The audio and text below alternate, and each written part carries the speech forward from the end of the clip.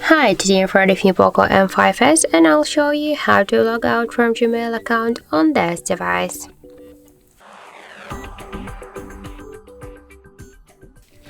So first let's launch Gmail application, and now we should click on the right upper corner.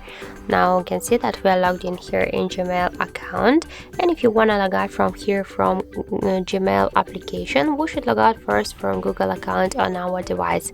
And to do that, we should click to manage accounts on this device, tap to Google section and click to more icon. Then click to remove account and confirm your action by click here to remove account again.